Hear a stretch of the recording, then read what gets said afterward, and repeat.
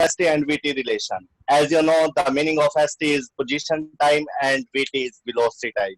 Okay, so students, you have to study today graph of that. क्या करना है आज आपको? ग्राफ आपको इसके स्टडी करने हैं. तो सबसे पहले आप लेंगे पोजीशन टाइम यानी कि एसटी ग्राफ, और आप इसके बारे में थोड़ा सा डिटेल स्टडी पढ़ेंगे बिकॉज ग्राफिकली क्वेश्चंस हमारे पास बोर्ड में आते हैं, +2 बोर्ड में आते हैं. तो ये मत सोचना कि हमें एसटी और वीटी से ही मतलब है. कोई भी आपको फॉर्मूला अगर गिवन होगा तो आप उसमें जज कर सकते हो कि हमें इसका यूज कैसे करना है. तो इसके अंदर एसटी और वीटी से ज्यादा जो आपको फोकस रखना है वो रखना है ग्राफ के ऊपर, कि ग्राफ को लेकर हम कैसे अपने क्वेश्चंस को डिजाइन करेंगे. ओके, तो चलते हैं सबसे पहले पोजीशन टाइम ग्राफ, क्योंकि आप मोशन चैप्टर पढ़ रहे हैं और इस मोशन चैप्टर में आपको डिफरेंट काइंड ऑफ मोशन, यानी कि बॉडी आपकी रेस्ट में है, बॉडी आपकी कांस्टेंट वेलोसिटी से चल रही है, बॉडी आपकी वेरिएबल वेलोसिटी से चल रही है, तो उसमें कुछ भी हो सकता है. ठीक है बेटा. तो सबसे पहले आप इसके अंदर लेंगे एसटी ग्राफ को लेकर स्टडी करेंगे हम. किसको? एसटी. मैं नाम लिख देता हूं, पोजीशन टाइम, या फिर पोजीशन टाइम ग्राफ की बजाय हम कई बार इसको डिस्टेंस टाइम भी बोल देते हैं, या फिर डिस्प्लेसमेंट टाइम भी आप इसको ले सकते हो.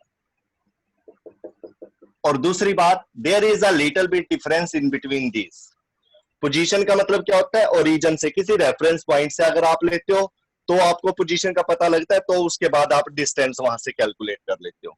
अब वो डिस्टेंस होगा या डिस्प्लेसमेंट, ये फैसला आप करोगे, because you know very well distance is the scalar quantity. इसके अंदर पर्टिकुलर डायरेक्शन नहीं होती, ओनली मैग्नीट्यूड होता है. और डिस्प्लेसमेंट कौन सी क्वांटिटी होती है? Vector quantity.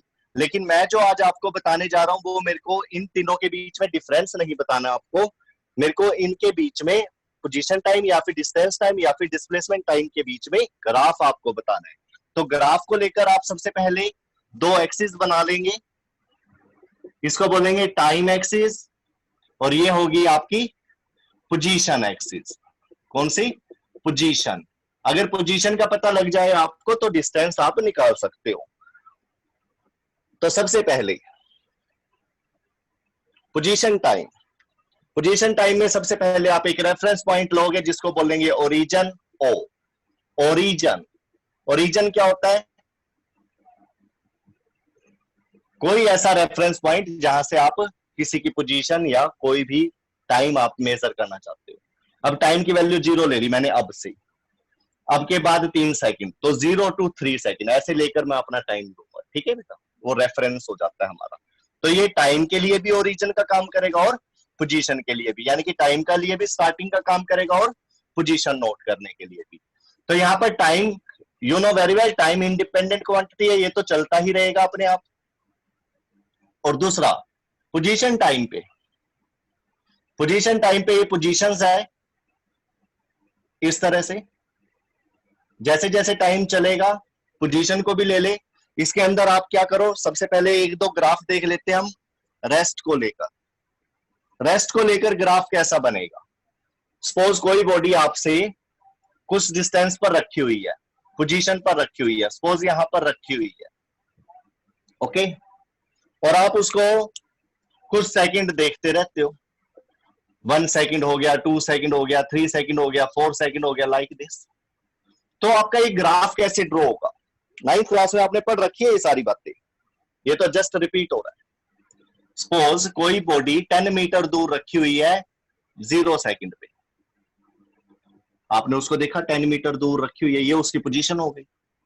उसके बाद 1 सेकंड के बाद वो फिर भी वहां पे रखी हुई है, क्योंकि हम किसका ग्राफ बनाने जा रहे हैं? रेस्ट का. 2 सेकंड के बाद फिर दोबारा वहां पे मिलेगी. तो आपने क्या करना है? इस तरह से वैल्यू पे डॉट लगाते चले जाना है. उसके बाद इस तरह से अगर टाइम इंक्रीज होता रहेगा, टाइम तो इंडिपेंडेंट क्वांटिटी है, लेकिन पोजीशन क्योंकि आप चेंज नहीं कर रहे हो तो 10 मीटर ही रहने वाली है. तो आपके पास ग्राफ कैसा आ जाएगा? Straight line. कैसा आ जाएगा? स्ट्रेट लाइन, पैरेलल टू क्या बोलेंगे इसको? स्ट्रेट लाइन पैरेलल टू, याद रखना, टाइम एक्सिस। कौन सा axis? Time axis. Okay, any doubt, any problem in this? No sir. उसके बाद यूनिफॉर्म मोशन। अब बात आ जाती है यूनिफॉर्म मोशन का क्या मतलब होता है। मैं रिपीट करता हूं, यूनिफॉर्म मोशन अगर लिखा होता है, मोशन लिखा हुआ आता है, तो आप इसको स्पीड की तरह ट्रीट कर सकते हो, वेलोसिटी की तरह ट्रीट कर सकते हो। और दूसरी बात, यूनिफॉर्म मोशन है तो आप इसको कांस्टेंट भी लिख सकते हो यूनिफॉर्म की जगह पर। इंस्टेड ऑफ यूनिफॉर्म कांस्टेंट लिखा जा सकता है, नॉट वेरिएबल लिख सकते हो, ठीक है, फिक्स लिख सकते हो। फिक्स स्पीड का मतलब एक ही स्पीड से वो चलती जा रही है, ठीक है, ओके। तो यूनिफॉर्म का मतलब क्या होता है? Constant, not variable, fix, identical. Motion का स्पीड या वेलोसिटी की तरह से आप लोगे तो यूनिफॉर्म मोशन का मतलब है एक जैसी स्पीड से कोई बॉडी का चलना। ये देखिए, मैंने ये सारी की सारी टर्म लिख दी है, किसी भी बुक में कोई भी टर्म को लेकर वो आपसे बात कर सकता है। और दूसरी बात, यूनिफॉर्म मोशन का मतलब क्या होता है वो भी आप इसके अंदर ही लिख लीजिए। ये आपके ऐसे नोट्स होते हैं बेटा, अगर आप इसको एट अ ग्लांस देखेंगे फटाफट सारी चीजें समझ में आती रहेगी। रेस्ट में क्या होता है? No change in position, no change in position with respect to time. ये आपको डेफिनेशन पहले से पता है। यूनिफॉर्म मोशन में क्या लिखोगे? यूनिफॉर्म मोशन में क्या लिखोगे? Constant, not variable, fix, identical. तो यहां पर आप लिखोगे equal change, equal change in position with respect to time. तो ये आपकी एक तरह से इसकी डेफिनेशन बन जाएगी, equal change in position with respect to time. तो बात आ जाती है इसी के अंदर, आप इसी के अंदर हम यूनिफॉर्म मोशन का ग्राफ स्टडी करेंगे। अब किसका ग्राफ स्टडी करेंगे? यूनिफॉर्म मोशन का। तो ये मैं straight line parallel to the time axis, green colour की लाइन से जो आपको दिख रहा है, ठीक है, ये स्ट्रेट लाइन पर ये रेस्ट को शो कर रहा है। मैं लिख देता हूं यहां पर रेस्ट, ओके। आफ्टर दैट, ये सिर्फ मैंने एक समझाने के लिए आपको लिया था। सपोज ये पोजीशन x1 ले लो आप, और यहां पर जो ये टाइम है जनरल फॉर्म लेंगे हम, t is equal to 0, t1, t2, t3, t4, इस तरह से पढ़ा करो बेटा फिजिक्स को। यहां पर ले लो x1, ये ले लो x2, x3, x4, x5, इस तरह से लो। कुछ भी हो सकता है, हम क्यों ले 10 और वो, आप फिर एग्जांपल में वैसे ही दे देते हो मेरे को लिख के, ठीक है। तो आप जनरल बात करेंगे हम ऐसे कि यहाँ पर 10 होता तो वो 10 पे ही रहता, ठीक है, 20 होता तो 20 पे ही रहता, 50 होता तो 50 पे ही रहता। तो इस तरह की इस पे लाइन आएगी। और अगर कोई ऑब्जेक्ट आप ही के पास खड़ा है, आपसे दूर ही नहीं है, आप रेफरेंस पॉइंट ओरिजिन पर हो, तो उसका ग्राफ ऐसे बनेगा बेटा, इसके ऊपर आ जाएगा ओवरलैपिंग करता हुआ। यस और no? This also show the object is in rest position, okay. Next, uniform motion की बात कर रहे थे हम। यूनिफॉर्म मोशन में क्या होगा? Equal change in position with respect to time, with respect to time, equal change in position. Position का मतलब डिस्टेंस, डिस्प्लेसमेंट, कुछ भी हो सकता है। मतलब मीटर वाली वैल्यू से मतलब है इसका, टाइम सेकंड वाली वैल्यू से मतलब है, ये मीटर को शो करता है, ये सेकंड को शो करता है। तो इक्वल चेंज इन मीटर होना चाहिए, इक्वल इंटरवल ऑफ टाइम यानी कि सेकंड में होना चाहिए। उसी को बोलेंगे हम कि कांस्टेंट स्पीड से कोई ऑब्जेक्ट चल रहा है। तो इसके लिए जो आपका ग्राफ होता है वो कैसा होता है? 9th क्लास में आपने पढ़ा था, बताइए बेटा मेरे को, थोड़ा टाइम बचेगा आपका। पोजीशन टाइम या distance time graph, inclined line, very good. Straight inclined line आपके लिए, ये देखिए मैंने ये ड्रॉ कर दिया है, ये स्ट्रेट इंक्लाइंड लाइन है। इस तरह से भी ले सकते हो, इस तरह से भी ले सकते हो, जितनी मर्जी लीजिए आप, लेकिन वो ना तो इसके पैरेलल होनी चाहिए और ना ही इसके पैरेलल होनी चाहिए। मींस 0 डिग्री और 90 डिग्री के बीच में कोई भी एंगल बना लीजिए, वो होना चाहिए। यस और नो? तो this straight incline line show you the uniform motion. क्या शो करेंगे? Uniform motion. बेटा ध्यान से समझना, क्योंकि इसको लेकर मैंने +1 पे आ जाना है सीधा, और +1 के जो आर्टिकल है वो इसी के अंदर लिटिल बिट एड ऑन होता है, +1 के टॉपिक बन जाते हैं सारे के सारे। 9 to +2, वैसे 1 साल का गैप है, लेकिन आपके लिए सिर्फ 2 मिनट का गैप होगा। ओके, नेक्स्ट, यूनिफॉर्म मोशन के लिए स्ट्रेट इंक्लाइन लाइन आपने ले ली। उसके बाद नॉन यूनिफॉर्म मोशन के लिए क्या लेंगे? Non uniform motion, non uniform motion, इसके अंदर बॉडी आपकी एक जैसी स्पीड से नहीं चलती, और अगर वो नहीं चलेगी तो उसका जो ग्राफ आएगा वो कैसा आता है, वो भी आप बताएंगे। बताइए जल्दी से। Curve line. Curve line. चलो, इस कर्व लाइन को आप थोड़ा सा मेरे हिसाब से पढ़ेंगे। आप, मैंने यहां पर पॉइंट लगा दिए 1 2 3, ठीक है बेटा? अब आपके पास 3 लाइनें दिख रही है आपको, एक तो ग्रीन कलर, एक रेड कलर और एक ब्लू कलर। इसके अंदर मैं पॉइंट दे देता हूं सबके A B C। इधर रेड कलर में भी दे देता हूं A B C, green colour में भी यही पॉइंट दे देता हूं A B C। तीनों के केसेस में, ठीक है, ए पॉइंट भी दिख रहा है आपको, बी भी और सी भी। सबसे पहले हम ग्रीन वाले को देख लेते हैं। ग्रीन वाले कलर वाली जो लाइन आपको दिख रही है, उसमें ये बताइए ए बी सी, इसमें से सबसे ज्यादा वेलोसिटी किसकी होगी?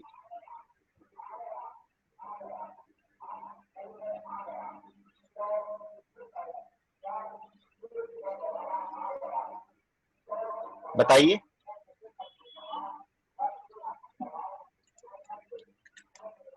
वेलोसिटी सबसे ज्यादा किसकी होगी? ए की, बी की या सी की? ए पॉइंट पर, बी पॉइंट पर या सी पॉइंट पर? सी पॉइंट पर।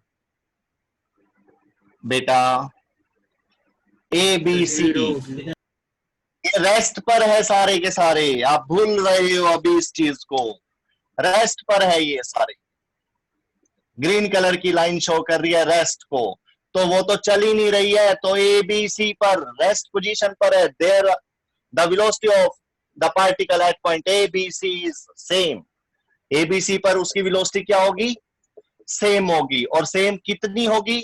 उसकी जो स्पीड होगी वो 0 होगी। बेटा ये ग्रीन कलर का आंसर आ चुका आपके पास। Now the time of red colour line. देखो बेटा, स्टडी करना सीखिए इन ग्राफ को। जब तक आपके माइंड में पिक्चर्स नहीं बनेगी, इसका माइंड में सही तरीके से ये एडजस्ट नहीं होंगे, तब तक आप आगे नहीं बढ़ पाओगे। रेड कलर की लाइन को देखिए। रेड कलर की लाइन में देखिए आप, स्ट्रेट इंक्लाइन लाइन है।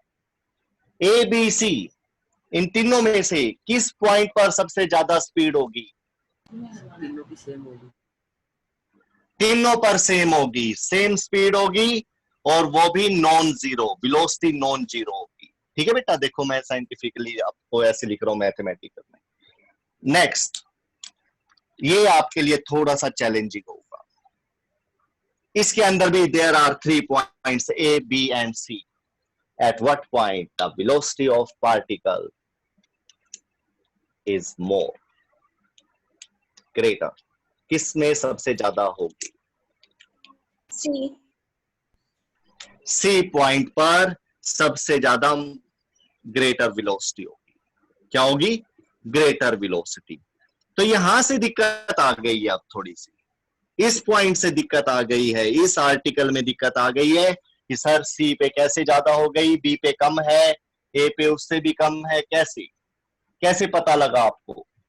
अगर यही ग्राफ अगर मैं इस तरह से बना दूं तो आंसर आपके देखते क्या होंगे? अब सपोज ऐसे बना दिया। अब बताइए बेटा,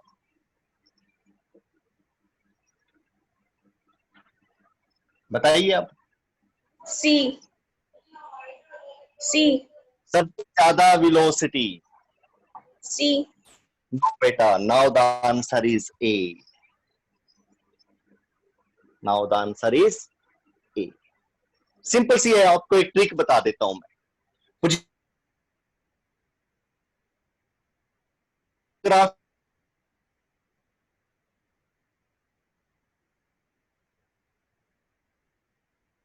स्लोप लेना आता है आपको? ये अनम्यूट करो भाई, जिसके घर में आवाज आ रही है फालतू। ये θ1, θ2, θ3, सबसे ज्यादा स्लोप किस में है? θ1 में, θ2 में या θ3 में? जल्दी बताइए। θ3. θ3 में। θ3 में। जिसमें स्लोप ज्यादा होगा किसका? एसटी ग्राफ का, यानी कि पोजीशन टाइम ग्राफ का, उसकी वेलोसिटी या स्पीड ज्यादा होती है। ये आपको 9th क्लास में बता दिया था, और आज हम प्रूफ भी करेंगे इसको। आज नहीं करेंगे तो मैं इसी के बाद एक वीडियो शूट करूंगा, उसमें प्रूफ करूंगा इसका। ठीक है, कि slope of ST graph velocity होता है या स्पीड होता है। तो यहां पर आपको स्लोप देखना आ गया सबसे पहली बात, θ1, θ2, θ3। इधर आ जाइए आप, इधर मैं ये सारा रफ कर रहा हूं अब, बिकॉज अब मेरा जो टारगेट है वो सिर्फ ब्लू कलर की लाइन, यानी कि नॉन यूनिफॉर्म मोशन के ऊपर है। यहां पर देखिए आप, ओके, यहां पर देखिए, यहां पर देखिए और यहां पर देखिए। पोजीशन के साथ टाइम है, पोजीशन अपॉन टाइम, यानी कि दिस अपॉन दिस रेशो को आप वेलोसिटी बोलते हो, और ये रेशो स्लोप से ली जाती है। किससे ली जाती है? Slope of ST graph velocity होता है, यानी कि एस अपॉन टी को भी बोलते हैं। ओके, तो यहां पर आपने सिर्फ एक चीज को ध्यान देना है, क्या? ए पॉइंट पर टेंजेंट लीजिए आप। क्या लीजिए? टेंजेंट। ये टेंजेंट वाली लाइन दिख रही है, ये पेन ऐसे लगा लीजिए, बिल्कुल इसके टचिंग लाइन, टचिंग लाइन बोलते हैं इसको, touch line on the surface, किसी पॉइंट पर। और यहां पर लीजिए ऐसे, यहां पर लीजिए ऐसे। सबसे ज्यादा ढलान किसके अंदर है? ए पर, बी पर या सी पर? बताइए आप मेरे को। ए पर। तो ये स्लोप ही तो होता है बेटा। अगर यहां से आपको फिसलने के लिए कह दिया जाए तो यहाँ पे आप धीरे धीरे फिसलोगे, यहाँ पे थोड़ा तेज हो जाओगे, और यहां से यहां तक फिसलना पड़ गया तो फटाफट से नीचे आओगे। तो ये स्लोप, यानी कि ये एंगल ज्यादा है आपका। अब इसी चीज को आप एक्सिस के साथ लगाकर देखिए, this is θ1, this is θ2 and this one is θ3। कौन सा सबसे ज्यादा एंगल दिख रहा है आपको?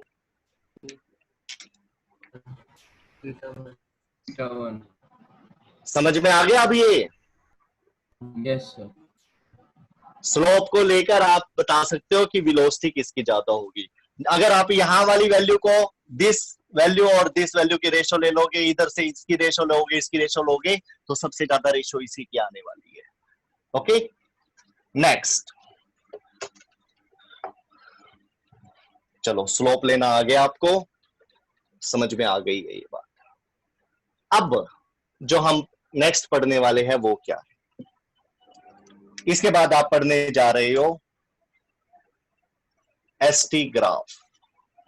इसको अलग से ट्रीट करते हैं, थोड़ा अलग से पढ़ते हैं। ये रहा पोजीशन, पोजीशन से डिस्टेंस बनाया जा सकता है, टाइम, टाइम से t2 माइनस t1 करके। देखो पोजीशन से डिस्टेंस कैसे बनाया जाता है। सपोज आप ओरिजिन पर हो, यहां से कोई ऑब्जेक्ट चला और वो x1 पोजीशन पर आ गया, और इसकी पोजीशन है यहां पर 5 मीटर। फिर थोड़ा और आगे चला वो, अब वो x2 पोजीशन पर आ गया, ये है 15 मीटर।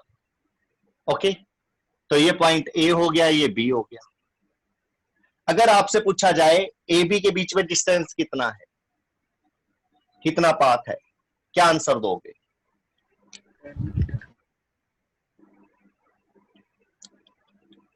Ten metre. अगर ओ से ए की पोजीशन पूछी जाए, 5 मीटर। ठीक है, ओ से बी की पोजीशन पूछी जाए तो बोलोगे 15 मीटर। कैसे निकाल लिए आपने, ओ ए कैसे निकाला, इसको ले लो x0, ये x1, ये x2। जब ओ ए की बात आई तो आपने क्या करा, x1 माइनस x0 कर दिया। उसके बाद ए बी की बात आई तो क्या करा, x2 माइनस x1। अब x2 की वैल्यू कितनी है, 0 से लेके x2 15 metre. This is x2, this is x1। यही आया ना, x1 माइनस x0, ये डिस्टेंस आ गया आपके पास। तो आपने क्या करा, x2 माइनस x1 कर, तो यहां से आपके पास कितना आ गया, 10 मीटर आ गया। तो इस तरह से आप पोजीशन को यूज करके डिस्टेंस को फाइंड आउट कर सकते हैं। चलो ये चीज तो हो गई। अब पोजीशन टाइम की बात कर रहे थे हम। पोजीशन टाइम में आप क्या करोगे, कोई एक ग्राफ बना लीजिए, लो यूनिफॉर्म मोशन के लिए ग्राफ बना देते, या रेस्ट के लिए, रेस्ट के लिए बना दे, किसके लिए बनाए ग्राफ आप बताइए, यूनिफॉर्म मोशन के लिए बना दो। ये लो, यहां पर मैंने 2 पॉइंट चूज कर लिए। क्या कर लिए, 2 पॉइंट चूज कर, ए और बी, ठीक है। इसके बाद पोजीशन टाइम ग्राफ का स्लोप क्या होता है, सॉरी वेलोसिटी का फार्मूला क्या होता है, स्पीड का, डिस्टेंस अपॉन टाइम। शॉर्ट में करेंगे, ज्यादा लेंथी नहीं बनाएंगे इसको। वेलोसिटी डिस्टेंस अपॉन टाइम होता है। डिस्टेंस कितना होगा, ए से बी ट्रेवल जो करा उसने इस ग्राफ पे, ए से बी वाले का बता दो बस मेरे को, ए से बी उसने कितना डिस्टेंस कवर करा। सिंपल सा है उसके लिए, क्या आप इस पे परपेंडिकुलर ड्रॉ करो ऐसे, यहां से आपको मिल जाएगा x1, ये ओरिजिन है, ये x1 हो गया, और यहां से आपको मिल जाएगा x2। क्या मिल जाएगा, x2। तो यहां से आपको a से b जो डिस्टेंस है वो कैसे लेना पड़ेगा, by, very good, x2 minus x1 upon, अब वो कह रहा है टाइम इंटरवल बताइए। चलो दोबारा से आ जाइए, ए से यहां पर t1 और यहां से t2। टाइम इंटरवल कैसे लोगे, T2 minus T1. T1 minus T1. Very good. तो यहां से हमने ले लिया t2 माइनस, ठीक है, x2 minus x1, t2 minus t1। कोई डाउट नहीं, कोई प्रॉब्लम नहीं यहां तक। उसके बाद x2 minus x1, x2 minus x1 क्या चीज है, ये वाली लाइन। यहां पर आ जाइए, अब इसको मैं थोड़ा सा मॉडिफाई कर रहा हूं। ये आपको राइट एंगल ट्रायंगल दिख रही है, ए बी एन दिख रही है, तो जो ये वैल्यू होगी वही ये वैल्यू होगी, बी एन, यानी कि एस, x2 माइनस x1 होगा कि नहीं होगा। ए बी की बात कर रहे हैं हम, ये वाली जो लाइन है बी एन, ये के इक्वल होगा, यहां पर नाम दे दीजिए आप, पी दे दीजिए, इसको क्यू दे दीजिए, P Q is equal to B N होगा कि नहीं होगा, यस और नो, बोलिए, Yes, बताइए sir. बेटा। रेक्टेंगल बन गई ना ये। अब इधर आ जाइए, R S is equal to A N होगा या नहीं होगा, Yes, sir. ठीक है।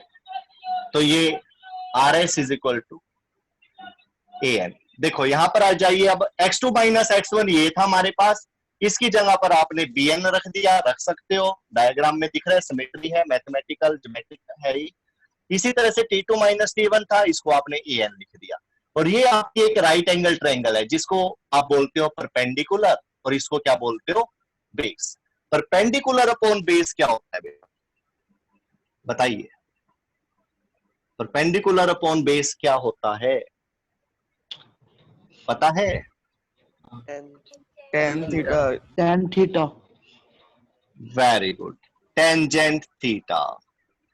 तो क्या देखा आपने इसमें? प्रूफ कर दिया हमने कुछ, बता सकते हो क्या प्रूफ करा है? कि जो वेलोसिटी होती है, velocity S T graph S upon T, बस ये लेकर चले थे हम, और कहां पर पहुंच गए? टेंजेंट थीटा पे। और टेंजेंट थीटा को बोलते हैं slope of S T graph, क्योंकि इसमें आप यहां पर आप आ चुके हो वेलोसिटी से चल के। तो वेलोसिटी के बारे में सिर्फ आपको इतना पता था, this is distance upon time, position upon time होता है। लेकिन आपने जैसे जैसे इसको आगे सोल्व करा तो आपको पता लगा velocity can be calculated by taking the slope of ST graph. So this is result, this is your topic. The velocity of ST graph can be determined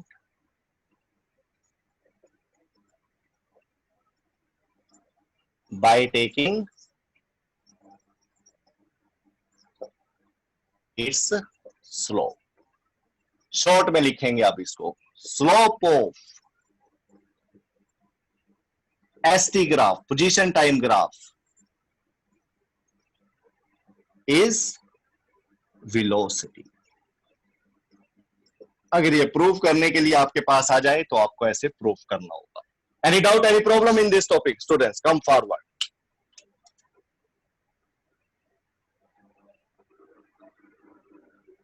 बताइए बेटा। स्टूडेंट्स No, कहां sir. चले गए? ओके, इसी तरह से आप velocity time को लेकर भी करेंगे। किसको लेकर करेंगे? वेलोसिटी टाइम को लेकर। यहां पर हम वेलोसिटी रखेंगे और यहां पर टाइम। तो ये चीज आपको तैयार हो चुकी है, देखो स्लोप वाली। और कुछ मैं नोट्स भेज रहा हूं आपके पास, हो सकता है उसमें कुछ आर्टिकल अभी हमने ना करे हो, धीरे धीरे वो सारे के सारे करते चले जाएंगे। तो उनको एज ए नोट्स आप अपने पास सेव रखना, पीडीएफ को। नोट आपने सब कुछ करना है, धीरे धीरे सारे के सारे ये अचीव करते चले जाओगे। चलो वीटी ग्राफ के बारे में स्टडी करते हैं थोड़ा। वीटी ग्राफ में बनाइए, this is velocity on Y axis, this is time on X axis, independent quantity dependent quantity. Time तो चलेगा भले ही ऑब्जेक्ट चले या ना चले। This is origin. ओके, इसके अंदर भी आपको 9th क्लास में मैंने कुछ ग्राफ बताए थे आपको, यूनिफॉर्म मोशन के लिए बताया था। चलो बताओ, पहले आप ही बताओ मेरे को। इसके अंदर रेस्ट का ग्राफ बताइए कैसे होगा, यूनिफॉर्म मोशन का ग्राफ बताइए कैसे होगा, और यूनिफॉर्म एक्सेलरेशन का ग्राफ बताइए कैसे होगा, और नॉन यूनिफॉर्म एक्सेलरेशन का ग्राफ बताइए कैसे होगा।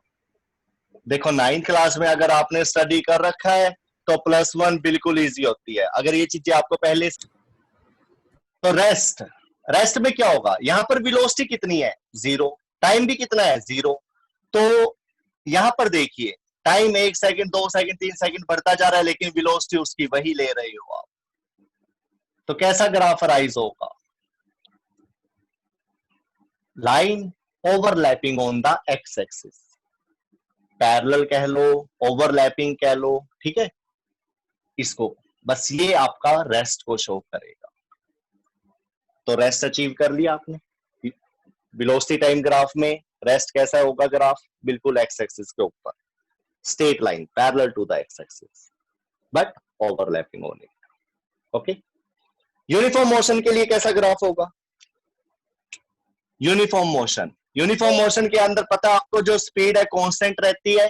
तो सपोज टाइम 0 पर देखो कोई बॉडी कुछ वेलोसिटी से चल रही है, v1 वेलोसिटी से, सपोज आगे टाइम देखा आपने 1 सेकंड 2 सेकंड, उसकी वेलोसिटी वही रहने वाली है, no change in its velocity. उसी को बोलते हैं uniform motion, uniform speed, uniform velocity. तो आपका जो ग्राफ आएगा वो straight line parallel to the axis, parallel to the time axis. बेटा सभी बच्चे है ना, अपना पार्टिसिपेट करा करो, इन्वॉल्व हुआ करो।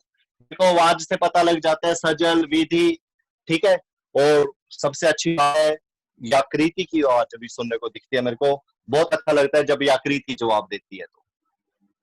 ठीक है, बाकी बच्चे तो पूछते ही थे, याकृति मतलब फुल मतलब सपोर्ट कर रही है, कोऑपरेट कर रही है पढ़ने में भी और अच्छा पढ़ रही है। गुड, शाबाश बेटा। Uniform motion, straight line parallel to the time axis, ये आपका यूनिफॉर्म मोशन को शो करेगा, यानी कि यूनिफॉर्म स्पीड को। No doubt object moves with the fixed speed, identical, no change in its velocity और speed. Uniform acceleration, what is uniform acceleration? You know very well. Uniform acceleration क्या होता है?